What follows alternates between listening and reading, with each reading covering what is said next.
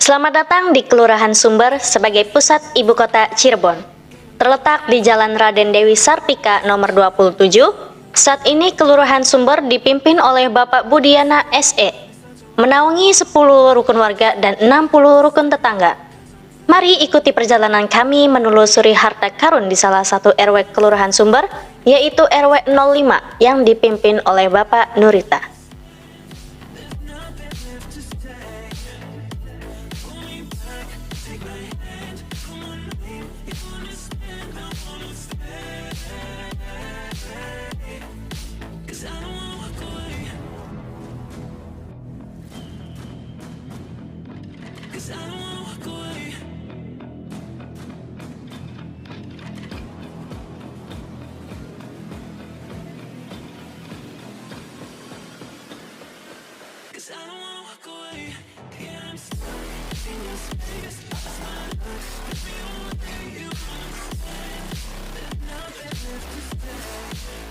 Pemberhentian pertama kita yaitu di sektor pendidikan agama yang ada di RW 05 Kelurahan Sumber.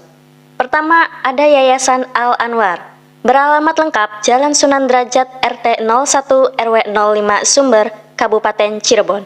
Yayasan ini mulai beroperasi pada 7 Juli 2003 dan saat ini PAUD Al-Anwar memiliki berbagai program unggulan seperti mengupayakan kebutuhan utama siswa agar bisa membaca Al-Quran menggunakan metode tilawatil. Yayasan Al-Anwar sendiri sudah terakreditasi A dan memiliki 3 ruang kelas.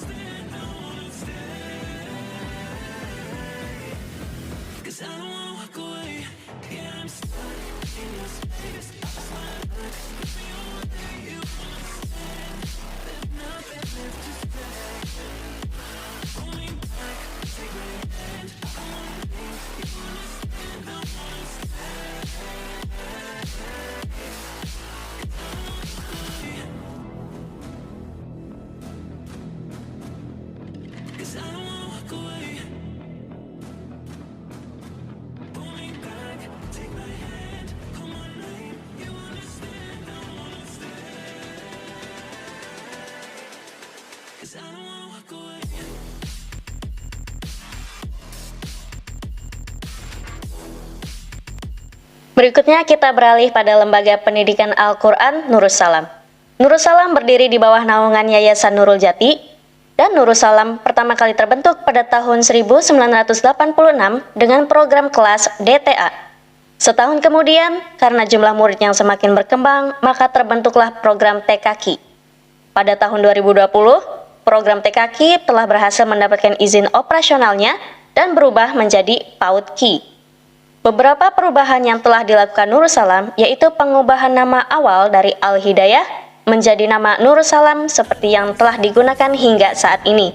Dan perubahan berikutnya yaitu metode mengajar yang semula adalah metode Iqra menjadi metode Qiraati atas usulan salah satu warga pada tahun 2004. Posisi kepala TPQ dan PAUD-Q dipegang oleh Ibu Yuyun Suniah. Sedangkan posisi Kepala Sekolah MDTA ULA oleh Ibu Siti Fatimah.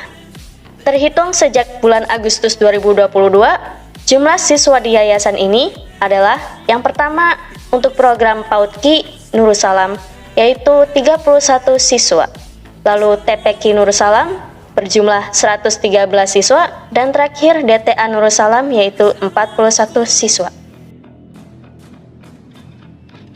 Sekarang kita beralih menuju Posyandu Flamboyan.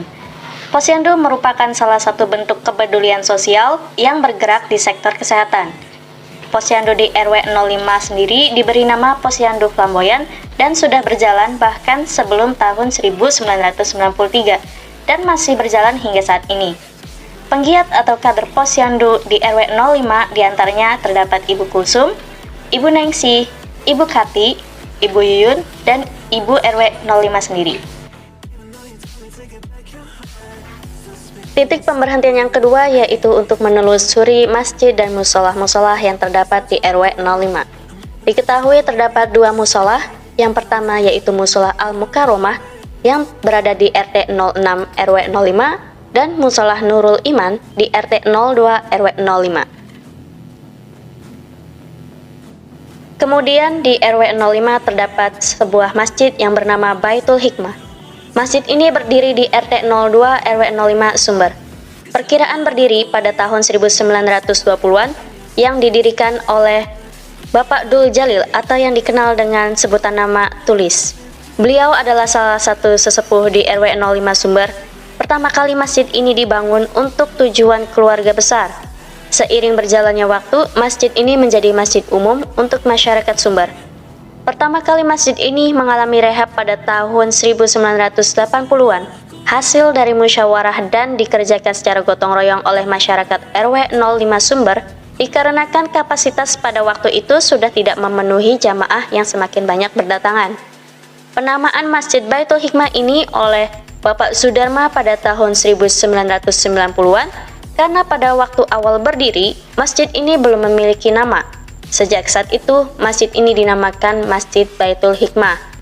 Adapun pengurus-pengurus Masjid Baitul Hikmah, yaitu Ketua DKM dipimpin oleh Bapak Aman, kemudian Sekretaris diambil alih oleh Bapak Sudayat, Bendahara dipegang oleh Bapak Sutari, Muazin dipegang oleh Bapak Otong, dan Imam Masjid dipegang oleh Kiai Tobari Afandi, dan yang terakhir Ketua Irmas Masjid Baitul Hikmah diketuai oleh Riki Afri Ardi.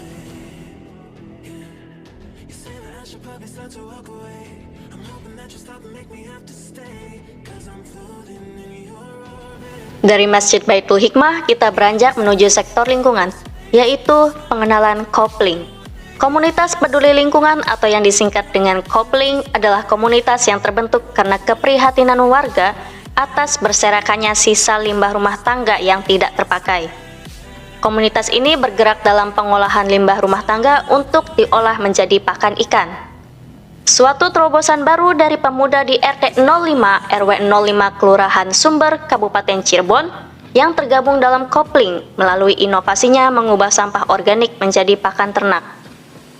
Ahmad Fauzi, selaku Ketua Komunitas Peduli Lingkungan di RT 05 RW 05 Kelurahan Sumber, mengatakan awal mulanya ide tersebut muncul dari 8 orang yang berkumpul untuk mengatasi sampah di wilayahnya.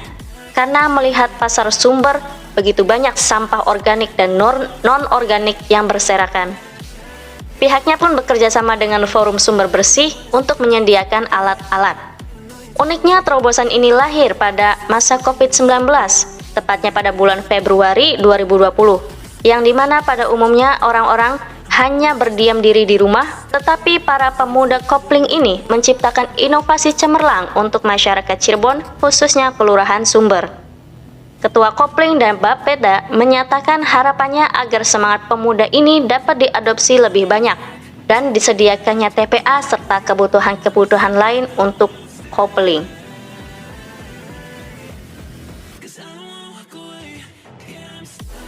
Destinasi terakhir yaitu Sanggar Tari Panji Budaya dari sektor seni dan kebudayaan. Dalam bidang seni dan budaya, RW 05 Sumber memiliki Sanggar Panji Budaya yang masih bergerak dan eksis di dunia tari tradisional dan juga gamelan. Pengurus sekaligus Ketua Sanggar Tari Panji Budaya Sumber yaitu Dr. Andes Suhada. Sanggar ini mengajarkan beberapa tari tradisional, diantaranya tari jaipong, tari gandrung, tari indrajit, tari topeng, dan masih banyak lagi. Mungkin cukup sekian perjalanan kami menelusuri beberapa keunggulan di RW 05. Semoga perjalanan ini tidak membuat Anda merasa bosan, tetapi membuka mata untuk selalu mendukung dan meningkatkan potensi-potensi di sekitar kita. Akhir kata saya ucapkan terima kasih dan sampai jumpa lagi. RW 05 Sumber bisa bangkit jaya.